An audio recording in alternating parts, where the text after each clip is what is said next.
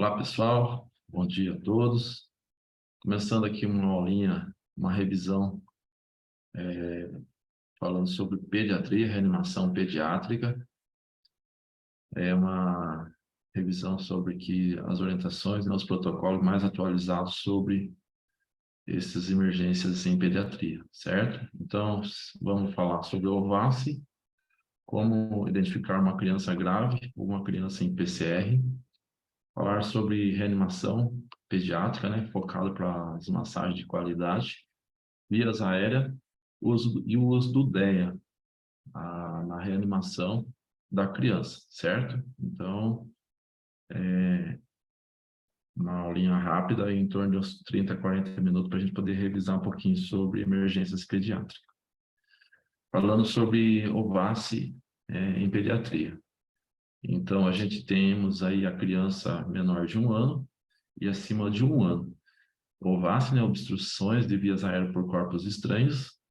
Na criança menor de 1 ano, a gente temos aí a causa mais comum de obstrução de vias aéreas por líquidos, né, secreções, leites, né, que é a forma mais comum de obstrução.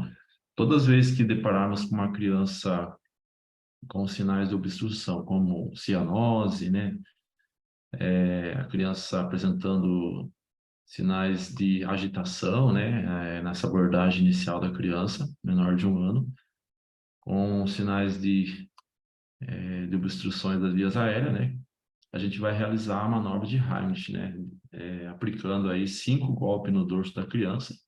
É importante manter a calma, manter a tranquilidade, apoiando a criança sobre seus braços, se possível sentado numa cadeira, né, para melhor posicionamento e garantir mais segurança de realizar os procedimentos. Assim que você aplicou 5 golpes no dorso da criança, a criança não voltou a respirar, não voltou a chorar, voltado com a criança um pouco mais abaixo, né, a parte da vias aérea. Na sequência, vamos realizar aí 5 compressão torácica, certo? Na linha do mamilo, entre o externo, né? Na linha do mamilar, entre o externo, aplicando 5 compressão torácica. Vocês vão trabalhar fazendo o rodízio dessas técnicas, né? 5 compressão no dorso e 5 compressão torácica, até que a criança venha chorar, respirar, certo? Caso a criança não respire, não chore, perda a consciência total, né? A ausência dos movimentos, a criança está numa fase grave, inconsciente de obstruções de vias aéreas, né? Não esquecer de comunicar o serviço de emergência, iniciar com as massagens cardíacas, certo? Na sequência, vou falar como realizar massagens cardíacas de qualidade. Se a gente for atender uma criança maior de 1 ano, né? Aí fica difícil de fazer a aplicação do Heimlich com as mãos, conforme é orientado na criança menor de 1 ano, a gente vai ajoelhar no chão. Então, tem uma imagem bem clássica, bem característica, para poder demonstrar isso aí. E assim que você ajoelhou no chão, você traz a criança para o seu tronco, fechando a mão em punho, na região epigástrica, você vai realizar as compressões, né? Seguindo a técnica em J, né? A técnica em J, esse movimento comprime a região epigástrica, trazendo no sentido para cima, né? Isso chama técnica em J, certo? A gente aplica essas manobras até quando, né? Até quando a criança voltar a respirar ou até quando a criança perder a consciência. A criança perdeu a consciência, né? Ela não tendo mais movimentos, né, dos membros, né?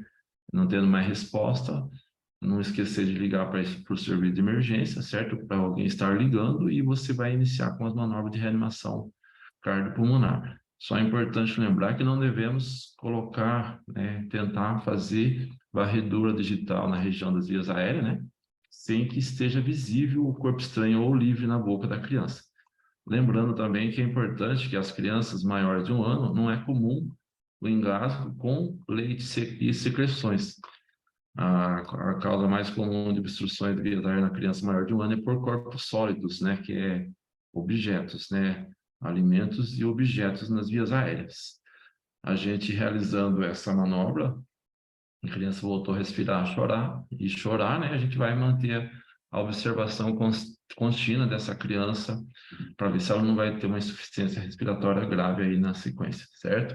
é importante o serviço de emergência estar sendo ligado imediatamente, até mesmo para aguardar as orientações que o médico vai passar, né, com relação à situação geral da criança, certo? É uma orientação bem básica para a gente poder conduzir e tratar essas crianças no momento desta emergência, certo? Vamos lá, vamos seguir para o próximo slide. Próximo slide é como identificar uma criança grave. Na abordagem inicial, todo socorrista, todo profissional, quando for abordar uma criança grave, deve se atentar para esse triângulo da avaliação pediátrica, ou o famoso TAP, né? Reconhecimento inicial da gravidade da criança, certo? Ou melhor, avaliação do aspecto geral da criança, para que a gente tome uma decisão e preparo, né, para as manobras de reanimação. Diante dessa avaliação inicial, a gente vai seguir com a avaliação do ABCD. Do A, né, que é o aspecto anormal dessa criança, né? A hipotonia é um relaxamento dessa criança, né?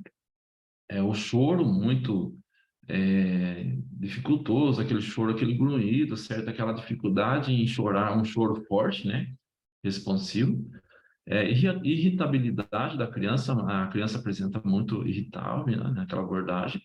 Olhar confuso, desconexão com o meio e a inconsciência. Então, observando essa resposta ao tocar na criança, a gente observa os sinais, né, dos esforços respiratórios, né, como os ruídos, né, que a gente pode observar na avaliação do sistema da respiração da criança. Vai avaliar, né, os sinais da dificuldade dessa criança em apresentar essa respiração de forma efetiva e as tiragens subcostal. Essa tiragem subcostal, apresentação de fúrcula, né, as bordas, né, do rebordo costais, né, são bem clássicos, bem característicos. Então, precisamos, às vezes, até elevar as vestes da criança para a gente observar esses sinais nessa abordagem, certo? Os batimentos de asa nasal, adejo nasal, batimento de asa nasal, vibra, né, a região de aba nasal da criança e o aumento dessa frequência respiratória, certo? Então, dependendo da idade da criança, uma frequência em torno de 40, 50 já pode se tornar anormal, né? Então, a gente tem que observar bem esses sinais dessa frequência respiratória na abordagem inicial. Juntamente com, né, com a resposta inicial da criança com relação à avaliação da respiração, a gente avalia a coloração da pele, sinais de má perfusão, sinais de cianose, né? O que é cianose? A palidez é a descoloração da pele, a cianose é a roxidão da pele, e a perfusão é quando você apalpa, né? Como a gente fala na perfusão capilar no adulto, a gente vai apalpar a região tecidual da pele da criança, a região abdominal, a região do corpinho da criança, e a gente vai observar que vai ter um aumento do retorno venoso, o tempo do retorno venoso, maior que 2 segundos, indicando comprometimento de perfusão, né, de oxigenação a nível tecidual, certo? Dentro que eu observe estas alterações importantes na abordagem inicial, diante de uma criança vítima de queimado, né, uma criança engasgada, né, uma criança com quadro séptico, né, no caso de um quadro de sepsemia, certo? Uma criança vítima de choque de trauma, choque hemorrágico, certo? A gente vai observar esse quadro geral e vai estar se posicionando para uma avaliação, né, de exame físico detalhada, né, aplicação, né, da avaliação primária detalhada com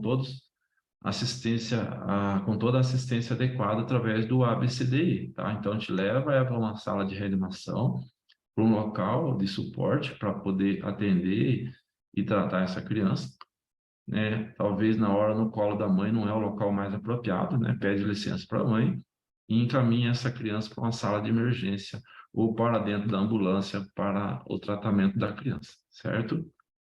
Isso depende de muita calma, de muita tranquilidade, não, né, demonstrar como é que se diz assim, não deixar demonstração para a mãe e para as famílias insegurança ao abordar a criança, certo? Demandar tranquilidade, firmeza naquilo que a gente vai passar e orientar o que a gente vai realizar na sequência, certo? Então, lembrando que a gente vai fazer liberação de vias aéreas nessa sala de emergência. Precisamos aspirar vias aéreas, retirar corpo estranho das vias aéreas. Isso é uma demanda na abordagem inicial. Se a criança for vítima de trauma, é importante lembrar que temos que estabilizarmos a cervical da criança, manter ela estabilizada, alinhada, sem causar hiperextensão da cervical. E é importante a gente já ir lembrando que, diante dessa avaliação da abordagem inicial que a gente fez, a gente vai já analisar o suporte de oxigenação e ventilação. Como que se encontra essa ventilação? Né? Mantém a apneica, né? Ela mantém o uso das musculaturas acessórias para respirar, continua, né? Vamos manter um A2 com máscara ou um A2 com ventilação com pressão positiva, né? Não invasiva a princípio, certo? Então, a gente vai promover uma estabilização do A para o B, né? Tentando melhorar a oxigenação. Através da oferta de oxigênio, liberação de vias aéreas, a gente vai observar a coloração da pele. E conforme você ventila e oxigena, você verifica e observa essas mudanças, né, da perfusão e oxigenação, certo? Então, também tomar muito cuidado para não causar uma hiperóxia na criança, é um aumento, né, fora do padrão, né, da ventilação e oxigenação. Então, tem uma regra, tem um protocolo, né, para ser conduzido, e a gente tenta embasar o protocolo, né, diante da assistência na abordagem inicial. Na verdade, o protocolo não é para ser seguido à risca, né? A gente serve como norteamento para a gente aplicarmos as condutas e tratamento através do ABCD na avaliação inicial, certo? Então, a circulação, né, a coloração da pele, pulso, perfusão, né, monitoração, talvez se você estiver numa sala de emergência, poder monitorar a criança com 5 vias, né? Através do monitor cardíaco é importante. A colocação do oxímetro na criança, lembrar, é importante para verificar a frequência cardíaca e saturação de oxigênio. E lembrar que se a criança não tiver boa perfusão de oxigenação cerebral, o oxímetro de pulso também não vai dar muito bom resultado nessa avaliação inicial, tá? Fica muito confuso tanto a saturação de oxigênio quanto a frequência cardíaca, certo? Então, se avalia pulso, perfusão, coloração da pele, sinais de cianose no C, e com relação à manobra do A e do B, você observa se vai começar a ter resultado ou não. Acesso venoso. Acesso venoso, a princípio, no APH, não é, né, o primeiro cuidado que a gente vai ter que fornecer, tá? A gente tem que lembrar que é importante, mas a gente tem que tratar o que mais causa comprometimento para essa criança. Sangramentos, né, vias aéreas, obstruções de vias aéreas. Na criança é muito comum obstruções das vias aéreas, né, por causa da anatomia, né, diferenciação anatômica com relação ao adulto. É bom lembrar que pequenas concentrações de secreção nas vias aéreas pode causar uma hipoxemia, né, uma falta de oxigenação e comprometimento, até óbito da criança. Diante dessas ofertas do A, do B, do C, a gente vai observar os sinais de avaliação do nível neurológico, a resposta neurológica, né? Se está tendo retorno do nível de consciência, agitação da criança, movimentação, né? A avaliação das pupilas é importante diante da avaliação do nível neurológico. E a prevenção de hipotermia, certo? Isso é o tratamento da avaliação inicial com relação à abordagem, na abordagem. Dentro dessa avaliação inicial, é muito importante lembrar que uma criança em parada respiratória, a gente vai tratarmos ela, avaliar, fazer uma avaliação inicial, identificar inconsciência, libera a via aérea, não respira e verificar pulso, né? Que através do C se verifica pulso. Uma criança menor, uma frequência cardíaca menor de 60, que ela não tem uma respiração efetiva, ela é candidata para a manobra de reanimação cardiopulmonar, massagem e ventilação. Sabe? Se fosse uma criança com frequência acima de 60 que não tem a respiração efetiva, a gente vai tratar com parada respiratória, ventilação com pressão positiva. Já uma criança com parada cardiorrespiratória, na abordagem inicial, que não responde, não respira e não tem pulso, né? Ou com uma frequência menor de 60, a gente entra com manobra de massagem cardíaca, tá? Massagem cardíaca. Essa manobra de massagem cardíaca, ela é 15/2 com 2 socorristas. Só um minutinho. Oi. Deixa eu te perguntar para pegar uma ficha do primeiro atendimento. Eu estou numa palestra online agora, é eu que faço, tá? Você aguenta um minutinho? Eu acho que eu vou demorar meia hora. Eu tô no horário de almoço, Ah. aí eu não consigo vir para BH5. Você aguenta me esperar? Que eu estou gravando aqui, eu estou fazendo um pessoal aqui. Tá Já te respondo, já. Aguenta um minutinho só, tá bom? Tá.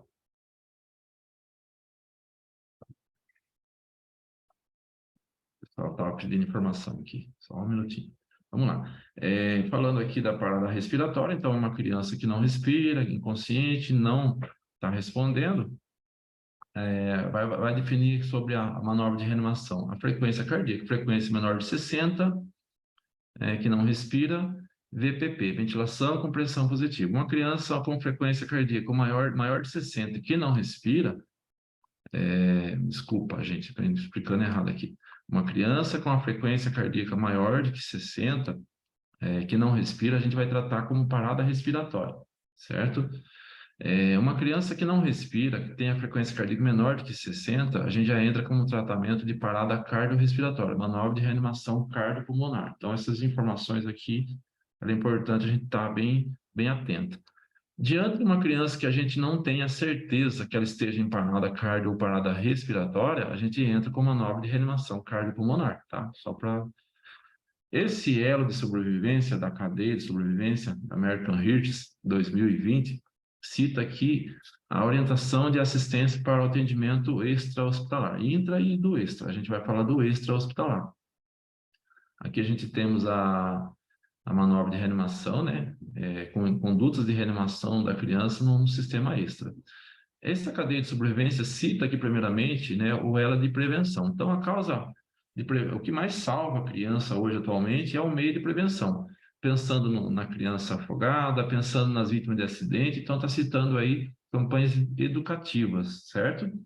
Na sequência, a partir que eu identifique uma criança, né, com situação crítica, certo? Então, eu identifiquei uma criança numa situação crítica, que não responde, que está em possível PCR, a gente liga para a emergência, certo? Liga para a emergência e, na sequência, a gente vai começar as manobras de massagem cardíaca, certo? Então,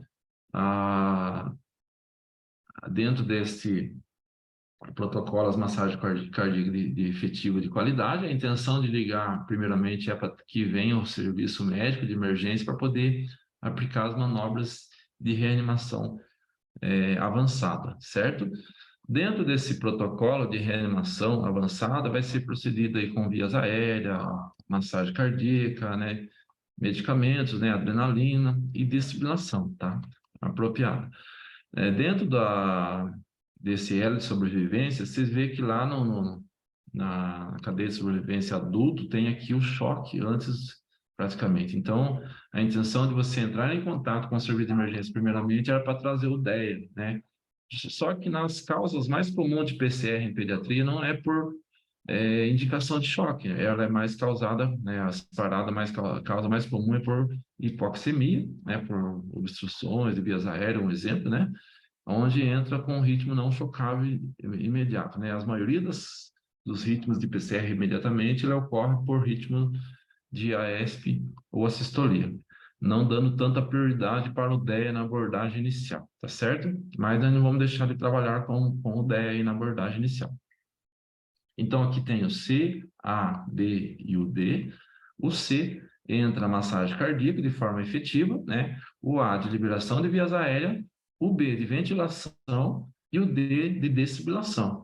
A decisão dessas manobras de reanimação ainda procede, conforme eu falei para vocês, avaliação inicial, frequência menor de que 60, RCP numa criança menor de 1 ano. Frequência menor de que 60 na criança maior de 1 ano, né? Frequência cardíaca verificada pulso carotídeo, então, a gente menor que 60 é RCP. Na criança menor de 1 ano, a criança menor de 1 ano, pulso braquial. Então, tem uma diferença de definição de pulso na criança menor de 1 ano, pulso braquial, e na criança maior de 1 ano, pulso carotídeo ou femoral. É a frequência, né, a contagem em 10 segundos, né, 5 a 10 segundos, você conta essa frequência cardíaca e define se ela vai ser tratada como parada cardiorrespiratória ou tratamento de parada respiratória, certo? Só para lembrar bem aqui, falando um pouquinho sobre massagem cardíaca de forma efetiva, tá? A gente vai priorizar, a princípio, massagem de 100 a 120 minutos, né? 100 a 120 massagens por minuto. A gente vai considerar aqui os polegares e os indicadores da mão para fazer essas massagens cardíacas na criança menor de 1 ano. Já na criança maior de 1 ano, as massagens cardíacas com as 2 mãos ou com uma mão somente, né? Conforme é feita no adulto, tá? Aqui a demonstração. É importante essas massagens cardíacas ser feitas em superfície rígida, essa massagem cardíaca, e promover o rodízio dos profissionais a cada 2 minutos para não ter o risco, né, de sobrecarregamento, né, sobrecarregar os profissionais com relação ao esforço físico, né, diante dessa massagem cardíaca, tá? A intenção é promover massagem de qualidade. Permitir o retorno das compressões diante das compressões, lembrar as profundidades menor de 1 ano e na criança maior de 1 ano, tá? Então, menor de 1 ano, 4 centímetros da profundidade das compressões ou 1/3 da região anteroposterior. Já nas crianças maiores de 1 ano, já é 5 centímetros ou 1/3 da região anteroposterior as compressões, tá? Desde que não tenha suporte ventilatório, né, a gente vai seguir de 100 a 120. Ou, por exemplo, eu vou trabalhar com massagem e ventilação na abordagem inicial, a gente vai fazer massagem com 2 socorristas, 15 massagens para 2 ventilação. Se eu tiver somente sozinho na abordagem inicial da criança, a gente faz 30/2, tá? Que é diferente, é igual do adulto, né? 30/2 as compressões, certo, gente? A partir que eu identifiquei se ela é uma parada respiratória ou parada cardiorrespiratória, quem for ficar na ventilação e oxigenação, liberação de vias aéreas, tem que lembrar que é importante considerarmos vítimas de trauma, a manobra manual de liberação, né, o Team Lift, o Diotrans, que vai ser aplicado, a aspiração de vias aéreas, né, tem que ser com cuidado, tá? De forma delicada, essa aspiração não pode passar mais que 15 a 30 segundos de aspiração, oxigenação e ventilação, e promover a colocação da cânula orofaríngea. É importante a técnica ser aplicada, né, sobre a máscara, na face da vítima, para que tenha uma ventilação de forma efetiva. Lembrando, criança, frequência cardíaca maior de 60, BPP, ventilação com pressão positiva não invasiva. E a frequência é de em torno de 3 a 5 segundos cada ventilação uma da outra, observando expansibilidade e observando a oximetria de pulso da criança com relação a uma saturação em torno de 98%, certo? Aqui já na parada cardiorrespiratória, né, a gente vai trabalhar. Se for 2 socorristas, 15/2. Se tem uma emergência trabalhando somente com socorrista, 30/2. Como que vai ser o tratamento dessa parada cardiorrespiratória? Desde que você não saiba a frequência cardíaca, não tem certeza, a criança não respira, não responde, comunicar a emergência e iniciar com massagem e ventilação, certo? Aí eu identifiquei frequência cardíaca, né? Monitorei frequência cardíaca maior do que 60, não respira, VPP. Frequência cardíaca menor do que 60, menor do que 60, liberei vias aéreas, mesmo que liberei vias aéreas, não respira, RCP, tá? Vamos seguir esse protocolo. Aqui umas instruções de liberação de vias aéreas na criança menor de 2 anos e na criança maior de 2 anos. Menor de 2 anos, suporte de coxim para manter a liberação. Na criança maior de 2 anos, a gente vai usar um suporte também, um coxim mais debaixo do dorso da cabeça da criança, para que mantenha o melhor posicionamento dessas vias aéreas, para que tenha uma ventilação. Tá? Aqui eu tenho o Team Lift, a gente vai aplicar o Team Lift, manobra manual de liberação, para poder garantir a desobstrução, verificar corpo estranho, né? Se caso tiver corpo estranho, retirar na hora da liberação e tratamento. Vou ter que colocar cano de Guedel. Cano de Guedel é um dispositivo para o tratamento de vias aéreas quando há o relaxamento da base da língua. Na criança tem uma forma de orientação diferente dos adultos. A criança, você faz a mensuração primeiramente, a mensuração segue do canto da boca, né? Da mensura labial da boca até a base da mandíbula, não é do canto da boca com o lobo da orelha, tá? Então, vamos prestar bem atenção nessa informação, que ela é muito importante. A cano de Guedel em criança, em pediatria, não se faz rotação 180, a gente faz rotação aplicando a colocação da cano direta, tá? Faz inserção direta sem fazer rotação 180. É importante lembrar que a gente vai usar um abaixador de língua para a introdução da cânula. Assim que você colocou, abaixou, fez uma espátula, abaixou a língua, você vai colocar a cânula diretamente, né? Segundo informação, a criança tem o palato duro e palato mole ainda em formação, né? Esse palato duro e palato mole, conforme eu for aplicar a rotação 180, vai causar lesão dessas vias aéreas, tá? Podendo haver sangramento. Então, vamos tomar atento com esses cuidados na inserção da cânula. É a forma de liberação das vias aéreas. Aqui, ó, vendo aqui a liberação, ventilação com pressão positiva. Sobre a instalação do DEA. O DEA é um equipamento que vai entrar na avaliação. A gente vai instalar ele assim que disponível, começou a manobra de reanimação, aplicar o DEA, né? Assim que o DEA estiver disponível, aplicar o DEA. O DEA, ele faz análise dos 4 ritmos de PCR. A criança vai estar apresentando os 4 ritmos de PCR na abordagem inicial, né? Fibrilação ventricular e taquicardia ventricular, né? E a ESP ou a sistolia. Se caso, por exemplo, estiver com um ritmo de AESP e assistolia, não há indicação de choque. Já um ritmo de fibrilação ventricular e taquicardia ventricular vai haver indicação de choque, certo? Isso é uma informação inerente à avaliação do ritmo após a instalação da paz do DEA. Se a gente não haver a paz pediátrica, se não haver paz pediátrica na abordagem inicial, mantenha a paz adulta, tá? Não pode ser usado. O aparelho, a partir que você faz a troca da paz pediátrica, ele tem um atenuador de carga, reduzindo 2/3, né, da carga adulta para a carga pediátrica. Isso é informação do SAVSE 2017. É importante lembrar disso, tá? Usar paz adulta, né, de forma posicionada correta. Então, a paz pediátrica, se não der para pôr na frente as duas, né, uma vai ficar sobre a outra, a gente vai usar a região anterior e o dorso da criança. Já vou demonstrar uma imagem para explicar. A paz adulta é melhor, usar paz adulta é melhor do que deixar sem, tá? Então, eu não posso deixar sem, então a gente vai acabar usando a paz adulta, mesmo se não tiver paz pediátrica, como eu já falei. Se a criança usar tronco anterior, né, se criança usar tronco anterior, se criança menor, posicionar paz anterior. Posterior, demonstração da imagem a seguir. Vou demonstrar a imagem na sequência, tá? Depois vou melhorar esse slide aqui. Secar o peito da criança se estiver molhado, né? A criança não tem adornos, não tem marca-passo. E se a criança se for criança menor de 8 anos, se for criança menor de 25 quilos, retira a paz adulta e conecta a paz pediátrica, tá? Se a criança é maior de 4 quilos, tá bem, tá? Então, a orientação, quando eu vou aplicar a paz pediátrica? Quando a criança for maior de 4 quilos, ou menor de 8 anos, ou menor de 25 quilos, tá certo? Isso é um dado importante para a gente na abordagem inicial nesse tratamento com a aplicação do DEA.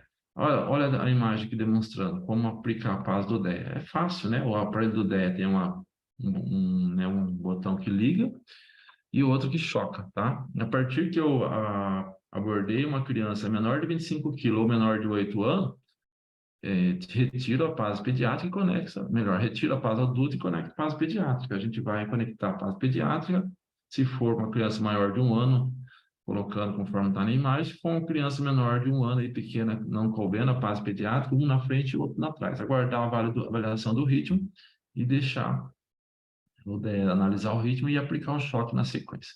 Isso são os cuidados com a aplicação do DEA, certo, gente? Eu não vou entrar em detalhe das drogas, né?